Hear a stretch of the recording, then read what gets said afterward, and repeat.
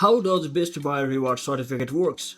So hello guys, welcome back to my YouTube channel. In this quick tutorial I'll be discussing about how Best Buy reward certificate work.